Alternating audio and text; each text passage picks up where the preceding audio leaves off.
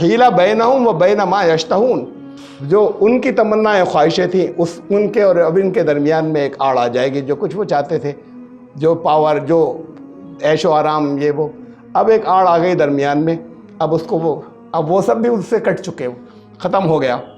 یہ پہلے بھی لوگوں نے ایسے ہی کیا تھا، کما فعل باشیاءہم من قبل انہم کانوا فی شک مریب، اس لیے کہ شک میں پڑے ہوئے تھے۔ شک ایمان کے خلاف ہے، آخری یقین ایسا ہی ہوگا، یہ ہے ایمان، ہوگا یا نہیں ہوگا، یہ نتیجہ نکلے گا۔ یہ کہا اللہ نے کہا یہ تو کامیابی ہوگی، پتہ نہیں ہوگی یا نہیں ہوگی۔ تو شک آیا، ایمان گیا۔ کہ وہ تو اس طرح کے غیر یقینی کیفیت کے اندر اور شک کے اندر پڑے ہوئے لوگ، کہ وہ ایمان ان کا معتبر نہیں ہوگا اور مانا نہیں جائے گا۔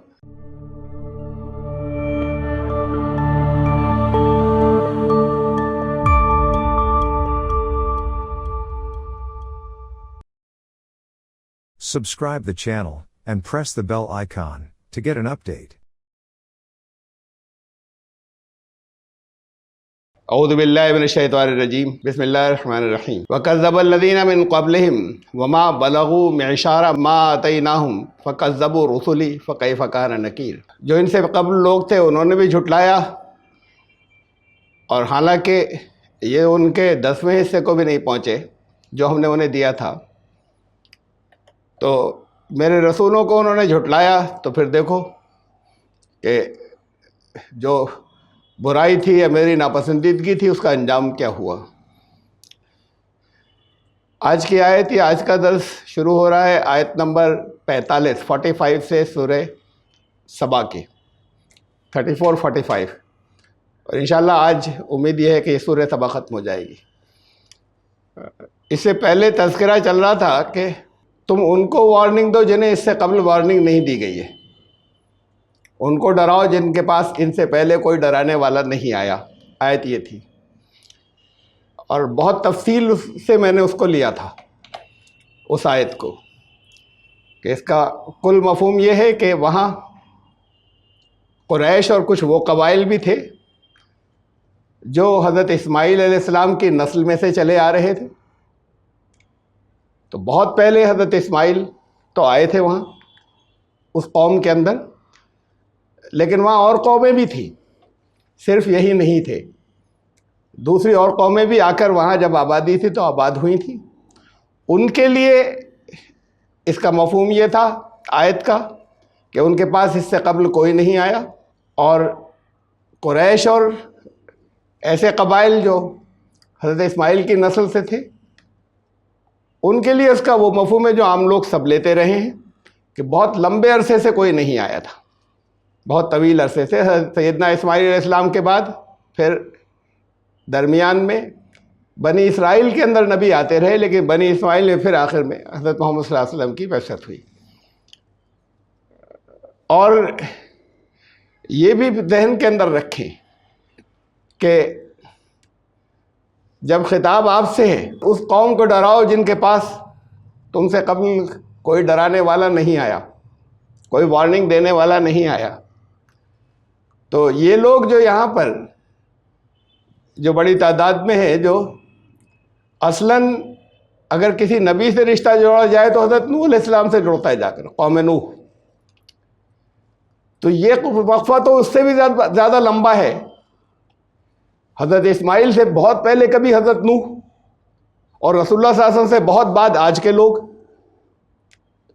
تو حضرت نوح اور آج کی یہ قوم، ان کے درمیان میں تو بہت لمبا وقفہ ہے، اس سے بہت زیادہ، اس سے کئی گنا زیادہ، جس کے لیے قرآن نے کہا کہ ان کے درمیان کوئی نہیں آیا تھا۔ حضرت اسماعیل کے بعد رسول اللہ صلی اللہ علیہ وسلم آئے، اس درمیان کوئی نہیں آیا۔ اب اس کے بعد پھر آج کی یہ آیت ہے جس میں کہا گیا کہ وَكَذَّبَ الَّذِينَ مِن قَبْلِهِمْ، آیت نمبر 44 دیکھ لیجئے اس سے پہلے کی، وَمَا آتَيْنَاهُم مِّن كُتُبٍ يَدْرُسُونَهَا، نہ تو انہیں کوئی ایسی کتاب دی گئی ہو جسے وہ پڑھتے ہوں۔ یہ اہم بات ہے، ان لوگوں کے پاس کوئی حضرت اسماعیل حضرت ابراہیم سے کتاب چلی آ رہی ہو، ایسا کچھ نہیں تھا۔ نام تھا صحف ابراہیم کا، ورنہ کچھ تھا نہیں موجود۔ یہاں اس قوم کے پاس یہ حصہ غائب ہے. کتاب دی گئی کتاب ہے یدرسونہا، اس کا درس نہیں ہوتا ان کے یہاں، اسے پڑھتے نہیں ان کے یہاں، اس کا خالی نام لیا جاتا ہے. وما ارسلنا الیہم قبلک من نذیر، اور ان کی طرف تم سے قبل ڈرانے والے نہیں آئے ان کی طرف. ایک زمانے سے یہاں پر مسلمان ہیں، تقریباً اسی دور سے جب محمد رسول اللہ صلی اللہ علیہ وسلم تشریف لائے تھے دنیا میں، جب تشریف لے گئے تھے یہاں سے، تقریباً اسی دور سے ہیں یہاں. لیکن انہوں نے وہ فریضہ انجام نہیں دیا، اکا دکا کہیں کہیں کچھ لوگوں کے علاوہ. تو تم سے قبل ان کے پاس نہیں آیا، تمہیں حجت پوری کرنی ان سب کے اوپر. وَكَذَّبَ الَّذِينَ مِن قَبْلِهِمْ، جھٹلایا اس سے پہلے بھی لوگوں نے تھا، یہ جھٹلاتے ہیں، اس سے قبل بھی لوگوں نے جھٹلایا تھا. اور وہ جھٹلانے والے ایسے تھے کہ ہم نے جو کچھ انہیں دیا ہے ان کو دیا تھا، وَمَا بَلَغُوا مِعْشَارَ مَا آتَيْنَاهُمْ، جو ہم نے انہیں دیا تھا اس کا 10واں حصہ بھی نہیں ہے ان کے پاس. تو یہ 10واں حصہ اس سے نہیں جوڑا جائے گا. یہ جو کتنے لاکھ کروڑ ڈالر، یہ کتنے لاکھ کروڑ روپے کس کس کے پاس یہاں پر ہیں، یہ اس سے نہیں جڑے گا. یہ تو اصل میں باقی لوگوں کے مقابلے میں ان کی پاور، دنیا کے دوسرے لوگوں کے مقابلے میں ان کی پاور، دنیا کے دوسرے لوگوں کے مقابلے میں جو ان کی حیثیت تھی، یہ اس کے 10ویں حصے کو بھی نہیں پہنچے. فَكَذَّبُوا رُسُلِي، میرے رسولوں کو انہوں نے جھٹلایا. فَكَيْفَ كَانَ نَكِيرٌ، تاریخ اٹھا کر دیکھ لو کہ ان کا انجام کیا ہوا، جو کیسے میری ناپسندیدگی کا انجام کیا ہوا. فَكَيْفَ كَانَ، پھر بتاؤ کیسی رہی میری ناخوشی. جو ہے ایک عجیب انداز ہے کہنے کا. بعض یعنی طاقتور قومیں بھی تباہ ہوئیں جو بہت طاقتور تھیں. تباہ کیوں ہوئیں؟ عقل و فکر سے کام لینا بند کر دیا تھا. طاقت کے نشے میں چور ہونے کے بعد اس مقام تک پہنچی تھی وہ، یہ قانون یہاں پر رکھا ہے اللہ نے، اس مقام تک پہنچی تھی وہ عقل اور فکر کا استعمال کر کے، جو اونچی اٹھی تھی. اور اس مقام پہ پہنچنے کے بعد انہوں نے عقل و فکر کا استعمال چھوڑ دیا تھا، اور اپنی طاقت کے نشے میں وہ یہ سمجھنے لگے تھے کہ جیسا ہم چاہیں گے ہماری طاقت ہمیشہ رہے گی، جو ہماری خواہشات ہے، ہماری مرضی ہے، وہ آگے چلے گی، اور ظاہر ہر ایک کو پھر ماننا پڑے گا. یہ ان کی سوچ کا انداز ہو جاتا ہے. شاید سال بھر نہیں ہوا ہے کہ خطبے میں میں نے اشارہ کیا تھا، یہ الفاظ بولے تھے مجھے یاد ہے کہ this is the beginning of the end of America, امریکہ کے ختم ہونے کی شروعات ہو چکی، جو آج سب سے بڑی پاور ہے. تو یہ بات تو اب کچھ مہینے پرانی ہے جب کہی تھی، اس وقت کے حالات کے اوپر. اب یہاں جو حالات آ گئے اس میں ان کا انداز اس وقت یہی ہے، ہم طاقتور ہیں اور ہم جو چاہیں گے وہ ہوگا. اس کے اثرات ہیومینٹی پہ کیا پڑیں گے، انسانیت پر کیا پڑیں گے، اور واپس پھر ہمارے اوپر کیا پڑیں گے، ان کو اس سے کوئی غرض نہیں، نہ سوچنے سے. یہ وہاں تک پہنچے عقل و فکر کے ذریعے، اور اب عقل و فکر کا دامن جو ہے وہ اس مدہوشی کے اندر غائب ہو رہا ہے، جا رہا ہے. تو یہ اس کے آثار ہیں جو میں نے تب کہا تھا، اس وقت کے حالات کے اندر، جو اب سے کئی مہینے پہلے کہا تھا. وہاں تک یہ پہنچے تھے. قرآن نے کہا سورہ قاف میں ہے، سورہ نمبر 50 میں، وَكَمْ أَهْلَكْنَا قَبْلَهُمْ مِنْ قَرْنٍ هُمْ أَشَدُّ مِنْهُمْ بَطْشًا، ہم نے ان سے پہلے کتنے ہی جو بستیاں ہیں انہیں جگہ جگہ تباہ کیا ہے. فَنَقَّبُوا فِي الْبِلَادِ، شہروں میں کو چھان مارا تھا انہوں نے، ایسا کنٹرول تھا. نقب لگانا، چھلنی، سوراخ کر دینا، یہ دونوں چیزیں آتی ہیں اس کے معنوں میں. شہروں میں نقب لگا لی تھی، اس کے اندر چھا گئے تھے دنیا کے اندر، وہ بھی سب تباہ ہو گئے اور ختم ہو گئے، آج نہیں ہے. ان کے پاس دوسروں کے مقابلے میں پاور اس سے زیادہ تھی. آج تو کمبائنڈ پاور باقی دنیا کے کئی ملکوں کی ملا کر ان سے زیادہ ہے. جو اس وقت تو صرف آپسی مفاد، ہر ایک اپنے اپنے مفاد کو دیکھ رہے ہیں، اور اس کے خلاف یہ اکٹھا نہیں ہو رہے، یا آسانی یا ہو بھی نہیں سکتے. لیکن کمبائنڈ پاور اور 2 4 5 ہی ملکوں کو لے لیں دوسرے، تو وہ ان سے زیادہ طاقت ہے. اس وقت کی جو بڑی قومیں تھیں ان کے مقابلے میں باقی دنیا کی سب کی ملا کر بھی طاقتیں نہیں تھیں، وہ جہاں چاہتے تھے اور جیسا دل چاہتا تھا کرتے تھے۔ فرمایا ہم ان کو بھی ہلاک کر چکے ہیں، اس تاریخ کو یہ نہیں دیکھتے۔ قل انما اعظکم بواحدہ، ان سے یہ کہو کہ اچھا بس ایک بات مان لو، ایک بات کی نصیحت کرتا ہوں، یہ تو بہت بڑی بات ہو گئی کہ صرف ایک بات، باقی سب چھوڑو، اس ایک بات کے اوپر ڈیپینڈ کر رہا ہے اور جو آگے سب کچھ ہے۔ ان تقوموا للہ مثنی و فرادا، کہ اللہ کے لیے دراصل قائم ہو کر، کھڑے ہو کر سیریسلی رک جاؤ ذرا سا، ثم تتفکروا، یہ ایک لفظ، اور آپس میں تفکر کرو، غور و فکر کرو، اکیلے کرو، ایک دو کے ساتھ مل کے مشورہ کر کے کرو، یہ بھیڑ بھاڑ میں نہیں جہاں جذباتی باتیں ہوتی، ایک دو لوگوں کے بیچ میں سیریس باتیں ہو سکتی ہیں، اور بہت سے ہوں تو بہت سی اوپینین ہوتی ہیں، بہت طرح طرح کی، پھر وہ شروع ہو جاتی ہیں، اس کے اندر غیر متعلق بھی، ادھر ادھر کی بھی، جذباتی بھی مل جاتی ہیں۔ اکیلے یا ایک آدھ کو اور ساتھ لے لو، رکو اللہ کے لیے اور ذرا سا غور کرو، رک کر، ٹھہر کر، ثم تتفکروا۔ یہ بات مذہب کے، یہ آواز مذہب کے پلیٹ فارم سے نہیں دی جاتی، یہ دین کے پلیٹ فارم سے آتی ہے۔ غور، ذرا سوچو، رکو اور ذرا سا سوچو، اکیلے سوچو چاہے کسی کو ساتھ لے کر سوچو، اور ذرا تفکر کرو۔ اس میں ایک ما بصاحبکم من جنہ، یہ تمہیں جو دعوت دے رہے ہیں، تم سے جو کچھ کہہ رہا ہے، وہ کوئی پاگل نہیں ہے۔ دنیا گواہی دے گی، تمہاری عقل گواہی دے گی کہ پاگل نہیں ہے، یہ اس کا دماغ خراب نہیں ہو گیا ہے۔ ایک بات کلیئر، ان هو الا نذیر لکم بین یدی عذاب شدید، تم رک کر سنجیدگی سے سوچو گے تو تمہیں اس بات، تمہارا دل گواہی دے گا کہ یہ تو یہ وارننگ صرف دے رہا اور کچھ بھی تو نہیں کہہ رہا تم سے حکومت نہیں مانگ رہا، تم سے بادشاہت نہیں مانگ رہا، جس راستے پہ تم جا رہے ہو اس پر بہت سخت عذاب ہے، تمہاری تباہی ہے، یہ وہ وارننگ دے رہا ہے خالی اس تباہی سے بچنے کی، تمہیں ایک اس شدید عذاب کے آنے سے پہلے کی ایک وارننگ دینے والا ہے۔ یہ سب پاگل پن میں نہیں کہہ رہا، دماغ نہیں چل گیا ہے، اتنی بات تو ہو جائے گی، پھر تم چاہے متفق آگے ہو یا نہ ہو، لیکن بات یہاں سے شروع کرو کہ یہ دینے والا پاگل نہیں ہے، سمجھدار ہے، اور اپنے انٹرسٹ میں، اپنے مفاد کے لیے نہیں کہہ رہا کچھ، تم سے کہہ رہا ہے کہ تم کسی غلط عذاب کے اندر، کسی آگے شدید عذاب میں پھنسنے جا رہے ہو، اس سے رکو ذرا سا، پھر اور انالائز کرنا کہ سچ مچ جو کچھ کہہ رہا ہے وہ ٹھیک، یعنی عذاب کوئی آ سکتا ہے یا نہیں آ سکتا، ہم صحیح راستے پر ہیں یا نہیں، یہ سب باتیں بات کو ہوں گی، لیکن رک کر یہاں سے تو غور کرو، ثم تتفکروا، پھر تفکر کرو، پھر غور و فکر کرو۔ میں نے ابھی کہا تھا یہ جملہ کہ مذہب کے پلیٹ فارم سے ایک آ جاتا ہے، آنکھیں بند کرو، جو تمہارے آباء و اجداد کہہ رہے ہیں اس پر چلو، نہیں تو تباہ ہو جاؤ گے، عقل کا استعمال مت کرنا۔ دین کے پلیٹ فارم سے آواز یہ آتی ہے کہ اللہ کہتا ہے نبی سے کہ ان سے کہو ذرا رکو، اکیلے سوچو، کسی اور کو ساتھ میں لے کر سوچو اور غور و فکر کرو۔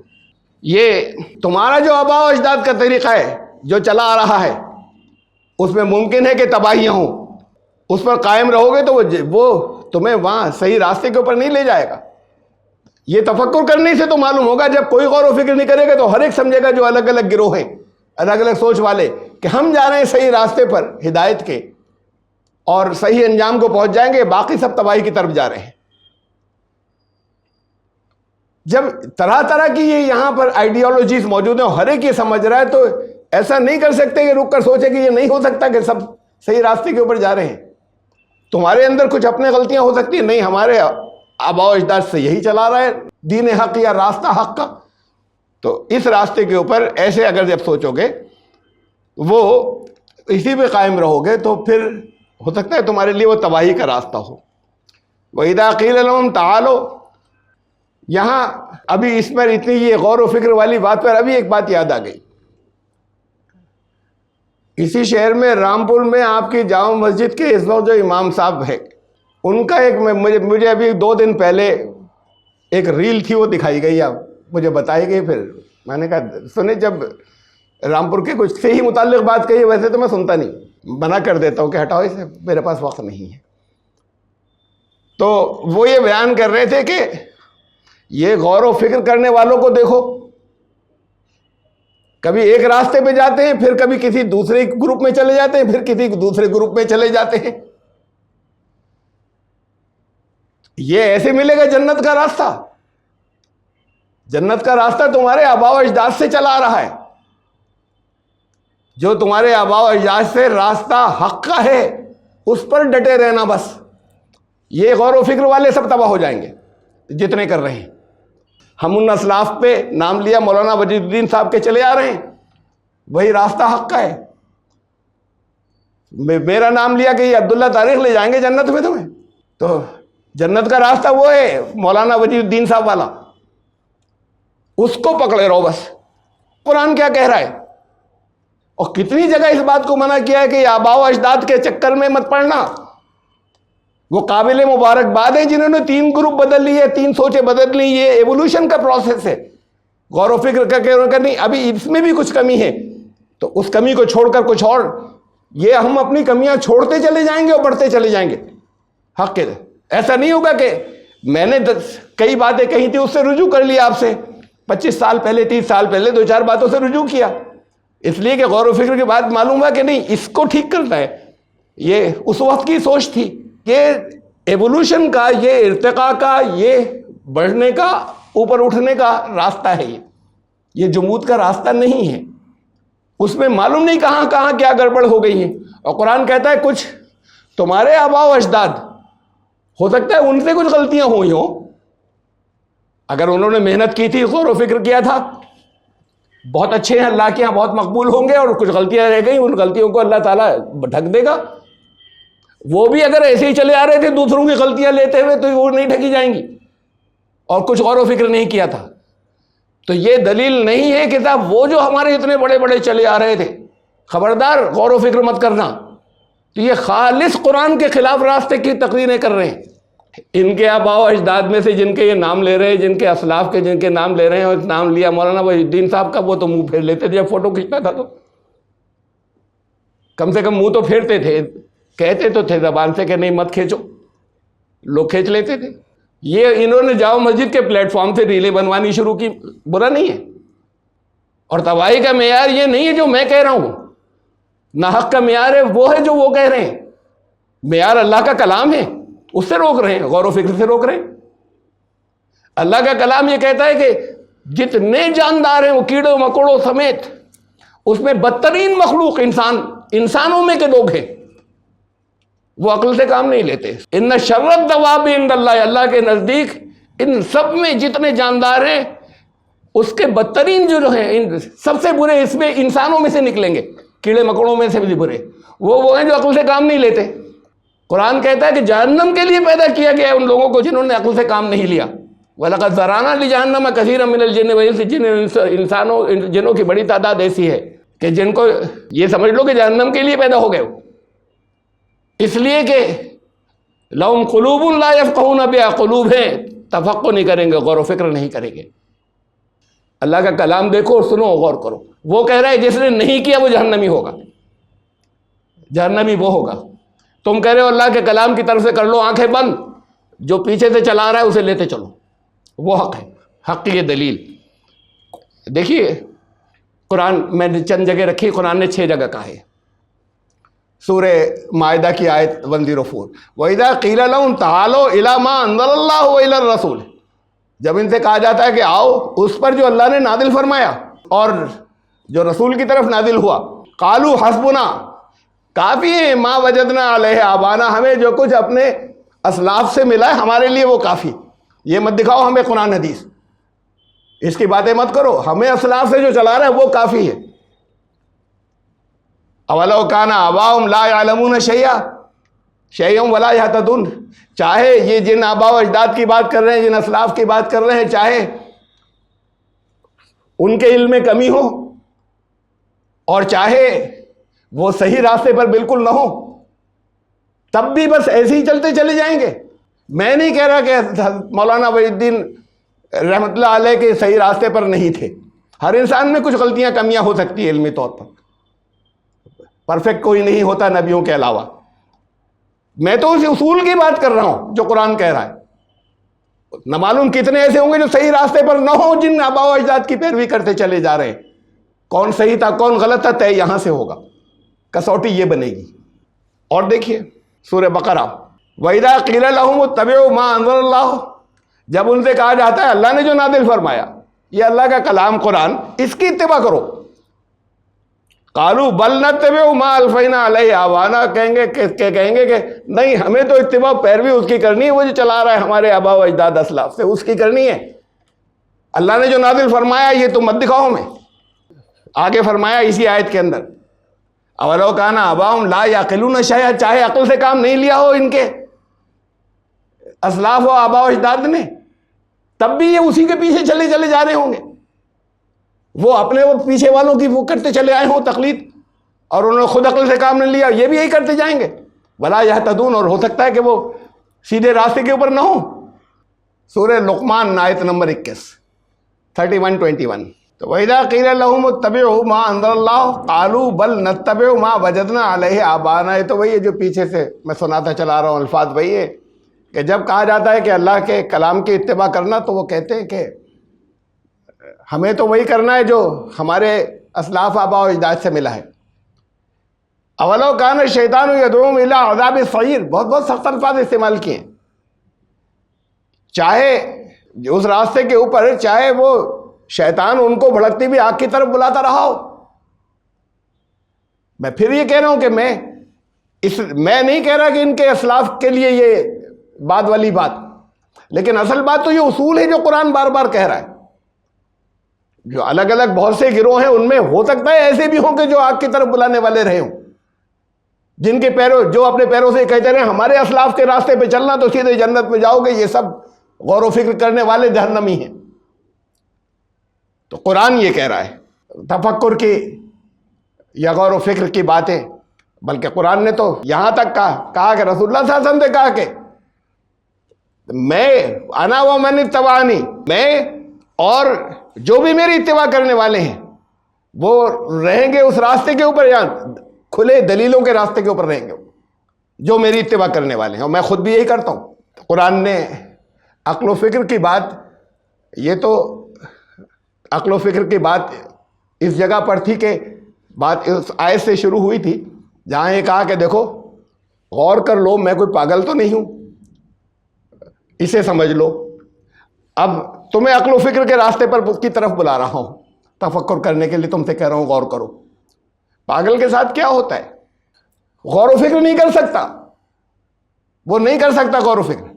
جب جو آ جائے دماغ میں تو وہ تو بڑی ایکسٹریم کی بات ہے، اس سے اور نیچے آئیے بہت. قرآن نے کہا اگر وقتی بھی ایسی چیز آ گئی ہے تمہارے ذہن کے اندر کہ تمہارا دماغ ایسا ہو گیا ہے کہ اس وقت تم غور و فکر نہیں کر سکتے، نماز کے پاس مت جانا اسی حالت میں، اللہ کے سامنے مت حاضر ہو جانا. یا ایھا الذین آمنوا لا تقربوا الصلاۃ وانتم سکارى حتی تعلموا ما تقولون. کسی بھی طرح کا کوئی نشہ ہو، وہ اگر اے ایمان لانے والو تم سے کسی سے یہ گناہ غلطی ہوئی تو کسی طرح کے بھی نشے کی حالت میں ہو، اس وقت نماز کے آس پاس مت جانا، قریب مت پھٹکنا. حتی تعلموا ما تقولون، یہ لمٹ بتائی ہے. تمہارے منہ سے جو الفاظ ادا ہو رہے ہوں، دماغ اور زبان کا رشتہ جو ہے اس میں گیپ نہیں رہ جائے، پوری طریقے سے تمہاری سمجھ میں آ رہا ہو کہ الفاظ کیا ادا ہو رہے ہیں، تم کیا کہہ رہے ہو، تمہاری زبان سے کیا نکل رہا ہے. جب اس کی گراسپ رہے گی، اگر نہیں رہی تو نماز کے قریب مت جانا، اس جگہ تک جب تک واپس نہ آ جاؤ. یعنی چاہے ہاتھ پاؤں میں ہلکا سا سرور رہے باقی، قرآن کہتا ہے بات دماغ کی ہے، اسی لیے نشے سے روکا گیا ہے کہ وہ تمہیں تباہ کرے گا. تو وہ تو تم نے اپنے لیے کچھ غلط کام کیا، لیکن ایسی حالت میں نماز سے تو قریب بھی مت جانا جب تک وہ دماغ اور زبان کا رشتہ دوبارہ بالکل لیول کے اوپر نہیں آ جائے. تو یہ تو اتنا زیادہ قرآن نے اس کو اہمیت دی ہے عقل کو، کہ عقل کا ذرا سا بھی لوز ہونے لگے، اگر ذرا سے بھی presence of mind, intelligence lose کسی جگہ ہونے لگے ٹیمپریریلی کچھ تم نے ایسا کر لیا اس کی وجہ سے، تو نماز کے قریب مت جانا۔ اور یہ کہتے ہیں کہ نہیں بالکل ہٹا دو، عقل سے کام مت لینا، غور و فکر نہیں کرنا۔ تو کون بلا رہا ہے جہنم کے راستے کی طرف؟ قرآن کے خلاف کون بلا رہا ہے؟ کہ نہیں ہمارے آباء و اجداد کے راستے پہ رہنا، یہ قرآن کی بات مت کرنا، اللہ کے کلام کی مت کرنا، ہمیں دکھانے کی کوشش مت کرنا۔ قل ما سألتکم من اجر فہو لکم، ان سے کہہ دو میں جو کچھ کہہ رہا ہوں اخلاص سے کوئی بدلہ نہیں چاہیے، چیک کر لیجئے۔ ان سارے قرآن کہتا ہے کثیر من الاحبار والرہبان لا یاکلون اموال الناس بالباطل، یہ بہت بڑی ایک کسوٹی دی ہے قرآن نے کہ کن کی اتباع کرنی ہے۔ کثیر سب نہیں، بڑی تعداد علماء شریعت اور علماء طریقت دونوں کی، احبار اور رہبان، یہ علماء شریعت اور علماء طریقت، یہ دو طرح کے ہمارے یہاں گروپ چلتے ہیں نا، قرآن نے دونوں کو لے لیا۔ یہ نہیں ہوا کرتے تھے دو طرح کے، شریعت طریقت، یہ ایک پلیٹ فارم کے اوپر ہر انسان کے لیے مطلوب تھی دونوں چیزیں، مادی طور پر الفاظ کے شکل میں بس عمل کرتے چلے جانا بغیر سوچے سمجھے، اور ایک یہ کہ اس کے اندر نہیں اللہ کے قرب کو محسوس کرنا۔ یہ دونوں چیزیں ایک ساتھ تھیں، اب الگ الگ ہو گئی۔ کچھ لوگ اس کی بات کرنے لگے، کچھ خالی اس کی بات کرنے لگے، ان کا اس سب کی ضرورت نہیں پھر ان رسموں کی جب تم حق سے مل گئے تو۔ یہ دو طرح کے جو گروپ ہیں ان کی کثرت، کثیر تعداد، سب کو تو نہیں کہا۔ لا یاکلون اموال الناس بالباطل، لوگوں کا مال باطل طریقے سے ہڑپتے ہیں۔ چیک کر لیں خوب کہ باطل طریقے سے کہاں ضرورت مند جو ہے وہ جاتے ہیں، یہ لینے والے ہیں یا دینے والے لوگ ہیں؟ ان کے گھروں کے اوپر، ان کے اڈوں کے اوپر، ان کے مدرسوں کے اوپر، ان کے دفتروں کے اوپر کبھی بھیڑ دیکھی ہے ان لوگوں کی جو لینے آتے ہوں ضرورت مند؟ یا یہ ضرور غریبوں سے بھی وصولنے والے ہیں؟ جب غریبوں سے بھی وصولیں گے تو پھر باطل طریقے سے تو کھائیں گے۔ کہاں جہاں خرچ کرنا تھا جب وہاں نہیں جا رہا تمہارے ہاتھوں سے، چاہے جس سے آ رہا ہو، ٹھیک ہے نہیں صاحب ہم غریبوں سے نہیں، ہم صرف پونجی پتیوں سے لیتے ہیں۔ اچھا پونجی پتیوں سے لیتے ہو، جاتا کہاں ہے؟ وہ ضرورت مند تو تمہارے یہاں کہیں نظر نہیں آ رہے، تمہارے دروازے کے اوپر، تم سے لینے والے تو کہاں جا رہا ہے؟ یہ ٹیسٹ دیا ہے تو کہتے ہیں نہیں یہ بنی اسرائیل کے علماء کو کہا تھا، ہمیں نہیں کہا یہ۔ تو قرآن نے تمہیں کیوں سنایا ہے اگر بنی اسرائیل کے علماء سے کہا تھا؟ تو یہ حرکتیں تمہارے اندر تو نہیں ہیں۔ علماء حق وہ ہوں گے جو نظر آتے ہوں گے ضرورت مند کو جس جگہ پر ہے ان کو دیتے ہوئے، اگر لوگ ان کو دیتے ہیں تو کچھ تو اس جگہ استعمال کر۔ یہ قرآن نے کسوٹی دی ہے، تو کہا کہ اخلاص یہ ہے کہ تم یہ بھی کہہ دینا ما سألتکم من اجر فہو لکم، تم سے کچھ چاہیے نہیں، بدلے میں کچھ نہیں چاہیے۔ اگر میں کچھ تم سے کبھی کبھی مانگتا ہوں تمہارے اوپر خرچ ہوتا ہے، میرے گھر میں نہیں ہوتا وہ، فہو لکم، وہ تمہارے ہی استعمال، تمہارے ہی مینجمنٹ، تمہاری ہی ضرورتوں کے لیے آتا ہے میرے پاس اور پھر وہاں خرچ ہو جاتا ہے۔ ان اجریہ الا علی اللہ، مجھے میری مزدوری جو ہے وہ تو اللہ کے پاس اکٹھی ہو رہی ہے۔ وہو علی کل شیء شہید، اور وہ خوب نگرانی کر رہا ہے، خوب جانتا ہے ہر بات کو، ہر بات کا گواہ ہے۔ یہ بات بہت سے انبیاء سے قرآن نے کہا کہ ان سب نے کہی تھی۔ قرآن نے انبیاء کے بارے میں بتایا، سب نے اپنی قوموں سے یہی کہا تھا کہ یہ خاص بات ہے، تم سے کوئی بدلہ نہیں چاہیے، کہیں دل کے اندر چھپا ہوا بھی نہیں کہ یہ اگر آ جائے گا نا تو پھر اس سے تو نوٹ بھی بہت آئیں گے، ذرا ہمارے راستے پر آ گیا تو، اور پھر اس نوٹوں کو پھر ہمارے استعمال میں آئیں گے۔ وہ بدلہ نہیں، کہ کچھ بھی بدلہ نہیں چاہیے۔ دیکھیے یہ قرآن نے سورہ شعراء سورہ نمبر 26 میں کئی نبیوں کے نام لیے ایک ہی بات کہہ کر کہ اللہ انہوں نے اپنی قوم سے کیا کیا کہا تھا، ظاہر اللہ کی ہدایت کے مطابق کہا تھا۔ حضرت نوح علیہ السلام، حضرت ہود علیہ السلام، حضرت صالح، حضرت لوط، حضرت شعیب علیہ السلام، یہ الگ الگ آیات ہیں جن میں یہ بات بالکل یہ ایک ہی الفاظ دہرائے گئے کہ انہوں نے اپنی قوم سے کہا وما اسألکم علیہ من اجر، تم سے اس کا بدلہ کچھ بھی نہیں چاہیے، جو میں تمہارے بھلے کے لیے تمہیں بتانا ہے، ان اجریہ الا علی رب العالمین، سارے جہانوں کی پرورش کرنے والے میری اجرت تو ادھر ہے، اب یہ جو سب سے بڑا انقلاب آخر میں تھا، وہاں یہ الفاظ جو ہیں یہ بڑے ہیں، تھوڑا سا اس سے مختلف بات وہی کہی گئی ہے. انہوں نے کہا لوں گا تم سے، لیکن تم خود دیکھتے رہو کہ میرے گھر خرچ ہو رہا ہے یا تمہارے ہی اوپر خرچ ہو رہا ہے، تمہاری اجتماعی ضرورتوں کے اوپر خرچ ہو رہا ہے، تاکہ تم گرو کرو اور تم بڑھتے چلے جاؤ. اپنے پاس رکھو گے تو تم گرو نہیں کرو گے، تم بڑھو گے نہیں، سارا اپنے پاس رکھو گے. فَهُوَ لَكُمْ قُلْ إِنَّ رَبِّي يَقْذِفُ بِالْحَقِّ عَلَّامُ الْغُيُوبِ، کہہ دو ان سے کہ میرا رب، یہ میں نے ترجمہ کیا ہے، اس پر کچھ کہنا ہے. میرا رب حق سے تیز وار کرتا ہے. یہ لفظ جو ہے یقذف، اس کا ترجمہ ہے تیز وار کرتا ہے، بالحق، حق سے، حق کو استعمال کر کے، حق کے ساتھ.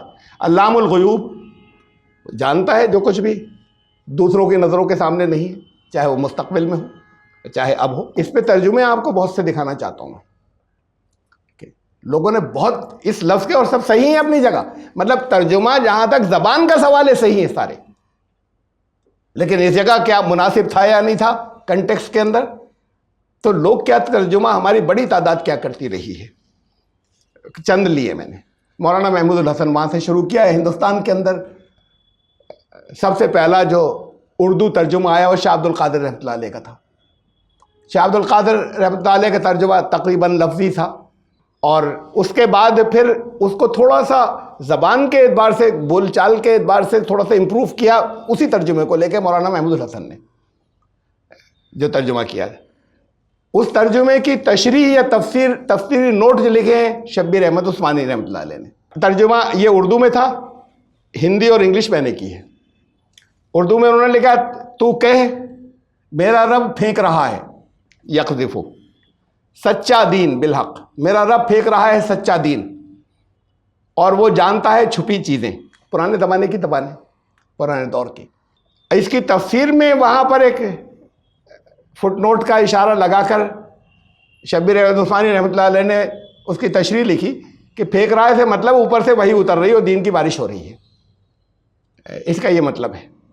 کہہ نہیں سکتے کہ یہی مطلب تھا ان کا، اس کے بہت سے مفہوم نکلتے ہیں. یہ تو بعد کے ایک تفسیر کرنے والے نے جو اس سے سمجھا وہ انہوں نے اس کا تشریحی نوٹ دے دیا، کہ اس کو مولانا محمود الحسن صاحب نے نہیں دیکھا کہ انہوں نے کیا اس کے اوپر تشریحی نوٹ لگایا. تو بہرحال انہوں نے اس کا مفہوم یہ بتایا کہ یعنی اوپر سے وہی اتر رہی ہے اور دین کی بارش ہو رہی ہے ان الفاظ کا. یہ میں نے پھر ہندی اور انگلش میں نے کیا ہے. مولانا ابو الاعلیٰ مودودی رحمۃ اللہ علیہ، قل ان ربی یقذف بالحق علام الغیوب، الفاظ عربی میں ہی. اردو کے ترجمے میں مجھے ملا ان سے کہو میرا رب مجھ پر حق کا القاء کرتا ہے، وہی آتی ہے میرے، اس کے اندر حق جو ہے میرے قلب پر اترتا ہے. ان سے کہو میرا رب مجھ پر حق کا القاء کرتا ہے، وہ تمام پوشیدہ حقیقتوں کو جاننے والا ہے. ہندی میرے سامنے نہیں تھا ان کا ترجمہ، ہندی میں بھی ہے. انگلش تھا میرے سامنے، وہ میں نے وہیں سے کاپی کر دیا ہے. ہندی بھی ایسے ہی ہوگا، دونوں میں کوئی فرق نہیں، انگلش ہندی ٹرانسلیشنز جو ہیں. بہرحال ان کا ترجمہ یہ ہے کہ مجھ پر رسول اللہ صلی اللہ علیہ وسلم سے کہا جا رہا ہے تم یہ کہو مجھ پر میرا رب جو ہے وہ وہی نازل کرتا ہے، حق کا القاء کرتا ہے. مولانا طاہر القادری صاحب، یہ تو ہیں ابھی حیات ہیں، بریلوی مکتب فکر کے ہیں، تھوڑا سا کافی ذرا سوچ کے اندر وسعت آ گئی ہے کافی، جو پرانا بریلوی مکتب تھا اس کے مقابلے میں. یہی ترجمہ جو انہوں نے کیا ہے، بالکل یہی ترجمہ مجھے اعلیٰ حضرت رحمۃ اللہ علیہ کے یہاں ملا، احمد رضا خان صاحب کے یہاں. فرما دیجئے میرا رب، اب انہوں نے کہا مجھ پر نہیں، یہ بریکٹ وہ بھی بریکٹ ہی تھا میرے اوپر. میرا رب انبیاء کی طرف، سب نبیوں کی طرف حق کا القاء فرماتا ہے، وہی نازل کرتا ہے، وہ سب غیبوں کا جاننے والا ہے. یہ انگلش میں بھی ان کا ہے موجود، انگلش کا ویسے ہی میں نے لیا ہے، ہندی کا کر دیا، ہندی میں ان کا ترجمہ نہیں ہے، اردو میں بھی ہے. یہ دونوں میں نے یہاں پہ رکھ دیے. عبداللہ یوسف علی رحمۃ اللہ علیہ، انگلش کا ہی ٹرانسلیشن ان کا، اردو ہندی میں نے کر دی ہے.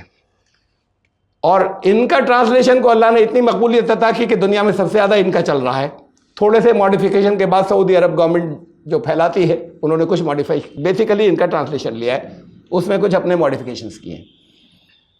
سے ویریلی مائی لارڈ، اور یہ انگلش اردو ہندی اوپر کون سا نیچے کون سا جو بدل رہا ہے بار بار، یہ اسی حساب سے کہ انہوں نے اوریجنل کہاں کس لینگویج میں ٹرانسلیشن کیا تھا تو انہوں نے انگلش میں کیا. سے ویریلی مائی لارڈ ڈتھ یہ ان کی ornamental انگلش کہلاتی ہے, اس میں انہوں نے کیا تھا ترجمہ. Doth cast the mantle of truth اور his servants, یہ بریکٹ میں ہے, he that has full knowledge of all that is hidden. اس کا یہ اردو ہندی ہے اس کا. کہو یقیناً میرا رب بریکٹ ہے اپنے بندوں پر حق کا تاج رکھتا ہے, اور وہ جو ہر غیب کا بخوبی علم رکھتا ہے. اصل تو انہی الفاظ کی بات چل رہی ہے, یقذف بالحق تک. میرا رب حق کا تاج رکھتا ہے میرے اوپر. حبیب شاکر, یہ حبیب شاکر اصل میں لوگ سمجھتے رہے تھے مصری بہت بڑے عالم تھے, کہ شاید ان کا ہے ٹرانسلیشن انگلش میں ہے ان کا ٹرانسلیشن حبیب شاکر کا. لیکن پھر بعد کی تحقیق سے معلوم ہوا کہ حبیب شاکر تو بڑے سخت خلاف تھے, قرآن کا ترجمہ ہونا ہی نہیں چاہیے دنیا کے کسی زبان میں, تو ان کے ترجمے کا سوال ہی نہیں. اس لیے پاکستانی حبیب گروپ ہے اس کے ہیں یہ جن کا یہ ٹرانسلیشن ہے. سے انگلش میں یہ, اردو ہندی میں نے کی ہے. سے surely my lord utters the truth, کہو میرا رب حق فرماتا ہے.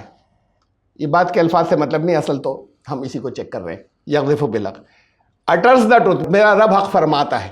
کہیں ہے حق نازل کرتا ہے, کہیں ہے میرے اوپر نازل کرتا ہے, کہیں ہے سب نبیوں پر نازل, کہیں ہے کہ حق پھینکتا ہے, لوگوں کی طرف پھینکنا ہے. شہناز شیخ اور کوثر کٹری, یہ دو نے مل کر کیا ہے, دو خواتین نے. اچھا ترجمہ انگلش کا ٹرانسلیشن ہے یہ, اردو ہندی میں نے کیا ہے. سے indeed my lord projects the truth, حق پیش کرتا ہے میرا رب. یہ سب کیے جا سکتے ہیں اس لفظ کے ترجمے میں, سب آ سکتے ہیں, لیکن کتنے ترجمے اس یہاں پر اس ایک لفظ کے الگ الگ لوگوں نے اپنے حساب سے کیے, میں صرف یہ دکھا رہا ہوں. سید وقار احمد بہت قابل ہیں یہ, انہوں نے P H D D S C Chicago university سے کی انجینئرنگ کے اندر, الیکٹریکل انجینئرنگ کے اندر, اور اس کے بعد پھر اکنامکس کے اندر جو ہے پھر پی ایچ ڈی کی, اور بہت علوم کے ماہر, بڑی بڑی ان کے پاس ڈگریاں اور سندیں اور خطابات اور کیا کیا ہیں.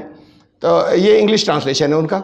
یہ وقار ہوگا تو مطلب چونکہ وہیں یو ایس اے کے ہیں یہ, تو وقار لکھتے ہیں اسے. یہ English translation, surely my lord sheds the brightness of the truth over some of servants, کہو یقیناً میرا رب حق کی چمک کو اپنے کچھ بندوں پر ڈالتا ہے. یہ ترجمہ انہوں نے کیا ہے. مولانا عبد الماجد دریابادی رحمۃ اللہ علیہ, اردو کا ترجمہ انگلش بھی مجھے ملا نیٹ پر, اردو کا میرے پاس ہے, تو ہندی میں نے نقل کر دیا, ہندی میں ان کا ترجمہ نہیں ہے.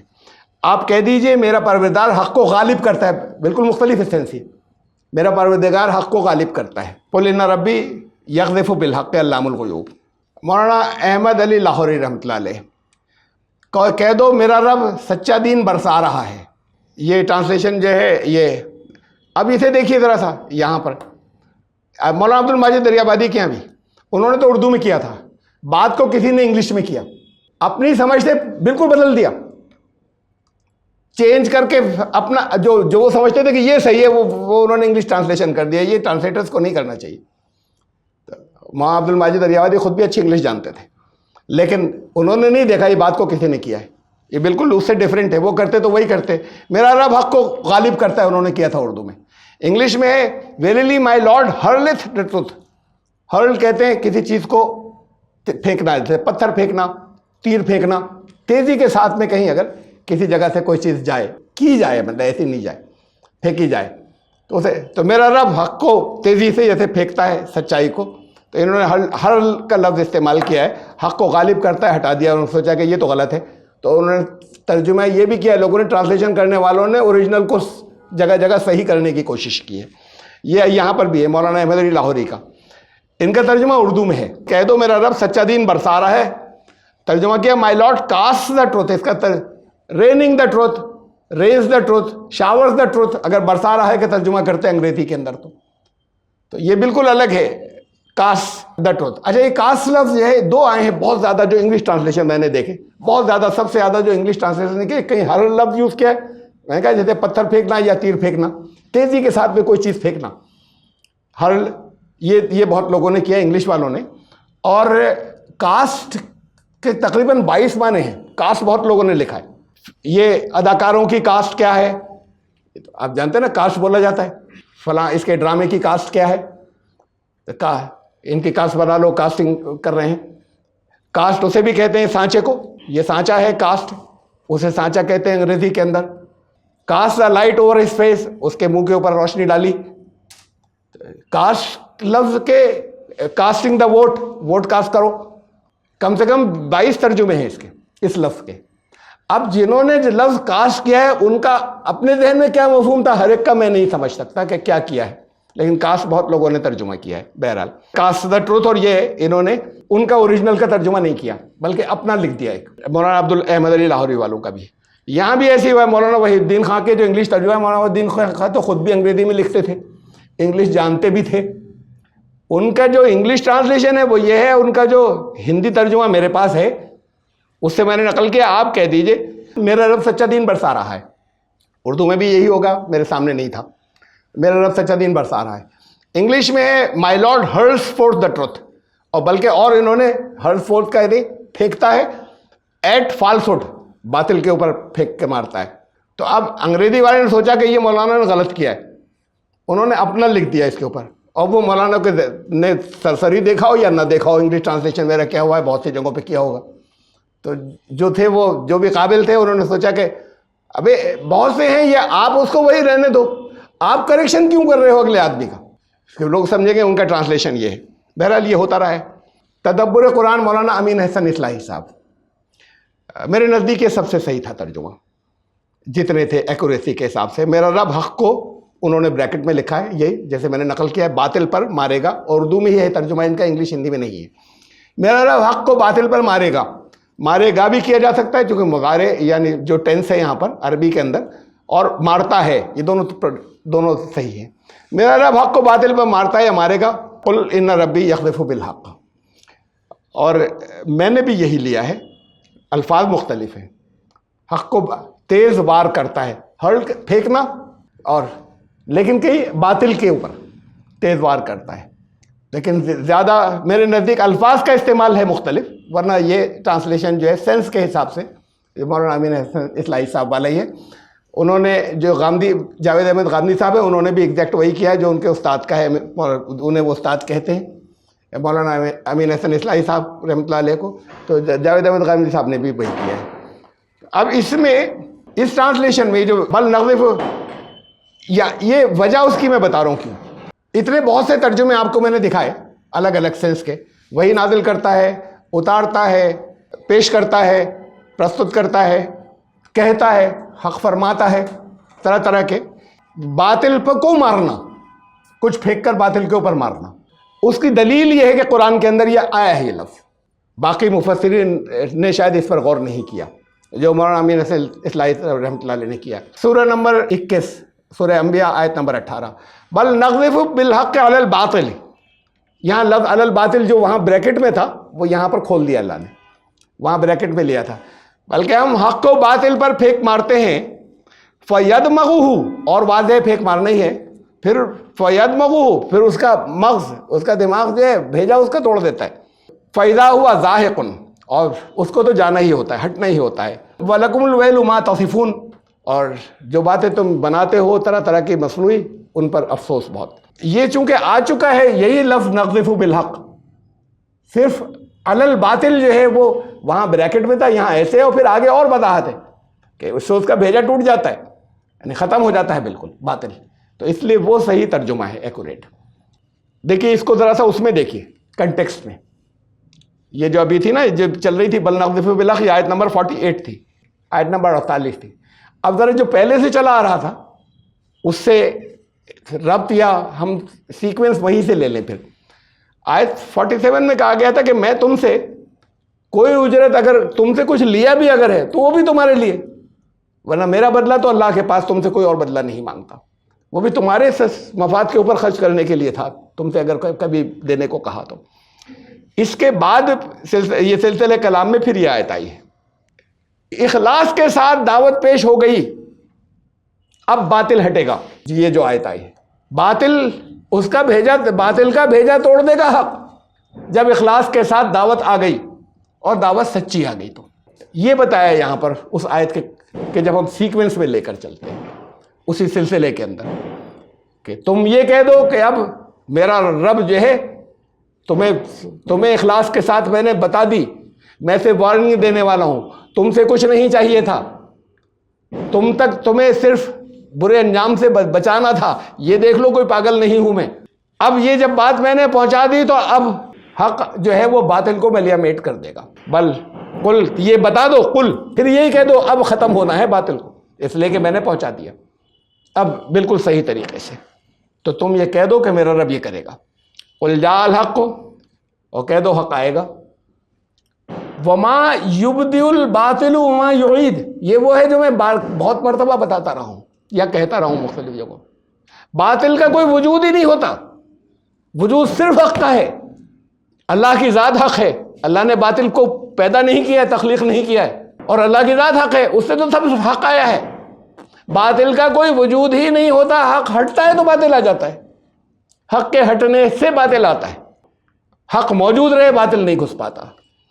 قل جا وما یبدئ الباطل وما یعید، باطل نہ تو خود پھوٹ سکتا ہے کسی جگہ پر، حق موجود ہے کیسے پھوٹ جائے گا؟ میں کتنی مرتبہ کہتا رہا ہوں کہ جہاں اندھیرا ایسی چیز نہیں کہ اس اجالے میں پھوٹ جائے، کہ یہاں سے پھوٹ کر اندھیرا پھیلنے لگ جائے کسی جگہ سے، کوئی اندھیرا یہاں پھیلا ہی نہیں سکتا جب تک اس روشنی کو ختم نہ کرے۔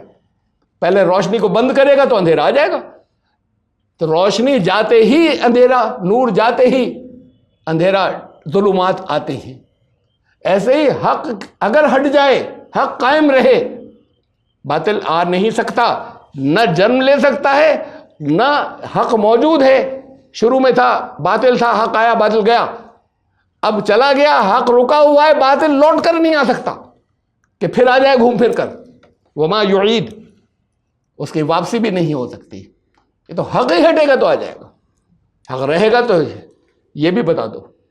قل ان ضللت فانما اضل علی نفسی، بتا دو کہ میں تمہیں اگر کسی گمراہی کی طرف لے جا رہا ہوں تو میں خود تباہ ہوں گا، اس کا وبال میرے اوپر ہوگا۔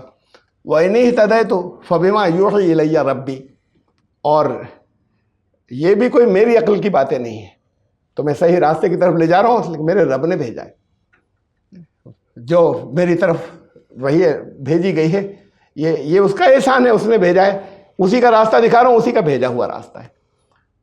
یہ بھی بتا دینا کہ میرا اپنا اس میں کچھ بھی نہیں ہے، کہ میں اپنی عقل سے تمہیں بتا رہا ہوں کہ صحیح راستہ کون سا ہے، اس تک پہنچنے کا راستہ اس کا بتایا ہوا تمہارے سامنے میں پیش کر رہا ہوں۔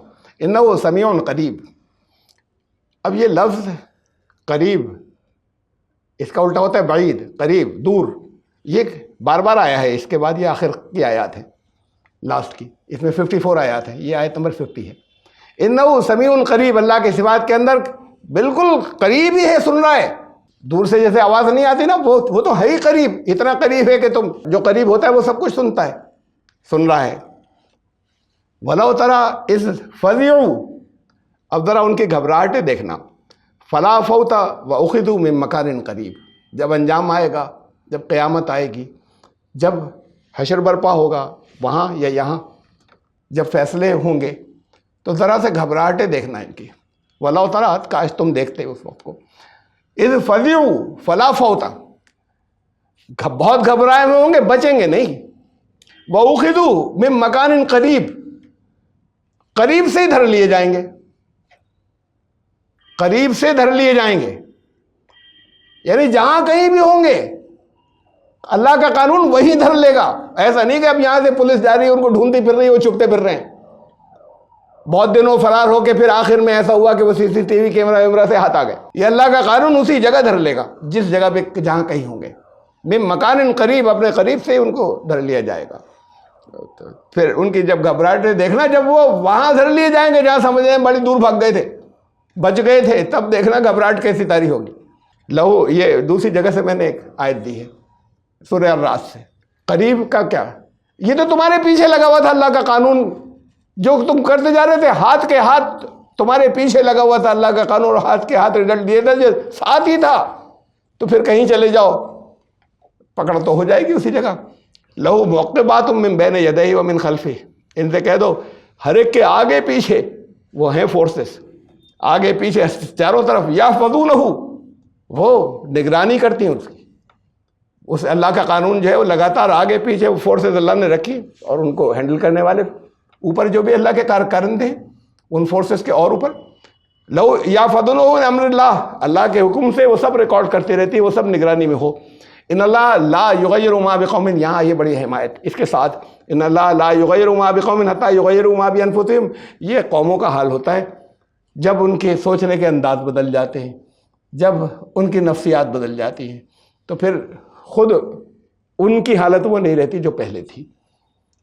برے ہوتے ہیں حالات، سوچنے کے انداز میں امپرومنٹ ہوتا ہے، ان کے حالات آؤٹر ورلڈ میں چینج آ جاتا ہے، خارجی دنیا کے اندر۔ ان کے حالات بہت اچھے تھے، ان کے سوچنے کے انداز بدلتے ہیں، ان کی سائیکی بدلتی ہے، ان کی نفسیات بدلتی ہے، آؤٹر ورلڈ میں چینج آتا ہے، اور پھر ان کے حالات برے ہو جاتے ہیں۔ تو یہ قوموں کی سائیکی اور قوموں کے سوچنے کے انداز پر ہوتا ہے، اور وہ ہوتا ہے اس شکل میں، اس میں ہے کہ اللہ کا قانون ساتھ چل رہا ہوتا ہے ان کے تعاقب میں ہر وقت۔ یہ معقب، عقب مانے بیک، ہر وقت تعاقب میں، ہر وقت ساتھ ہے قانون، اس لیے پکڑ لے جائیں گے وہیں پر، ہر ایک اس جگہ پکڑ لیا جائے گا۔ وقالوا آمنا بھی، لفظ بعید آ گیا آپ کی دور۔ وقالوا آمنا بھی وانا لہم التناوش من مکان بعید، کہیں گے ہم ایمان لے آئے، اب اتنی دور نکل گئے ہو، اتنی دور نکل گئے ہو، ایمان کہاں ہاتھ آئے گا؟ ضل ضلالا بعیدا، گمراہی کے راستے میں بہت دور چلے گئے۔ ایمان زبان سے کچھ کہنے کا نام تھوڑی ہوتا ہے کہ تم نے زبان سے کہہ دیا ہم ایمان لائے، تو اب تو تم اتنی دور نکل گئے کہ واپسی کا کوئی کوشچن ہی نہیں ہے۔ اتنی دور تم نکل گئے، یہ اس کے اندر، اپنے سوچ کے اندر، اپنے اعمال کے اندر اتنی دور نکل گئے جہاں سے واپسی ممکن نہیں، دھر لیے جاؤ گے اسی جگہ، قریب سے دھرا جائے گا، قریب سے تم نکل گئے ہو دور اسی جگہ پہ، اس لیے کہ وہ قانون تو ساتھ میں تھا، لگا ہوا تھا، تمہارے پیچھے تھا۔ پھر بعید کا لفظ آ رہا ہے آیت نمبر 53، وقت کفروا بھی من قبل، اس سے پہلے بھی تھے کفر کرنے والے، انکار کرنے والے جو کرتے رہے تھے، وَيَكْذِبُونَ بِالْغَيْبِ مِن مَكَانٍ بَعِيدٍ، اور دور دور سے پھینکا کرتے تھے۔ یہ یکذب وہی لفظ ہے، دیکھا نہیں تھا، معلوم نہیں تھا، دور دور سے اٹکل پچو ماری کرتے تھے۔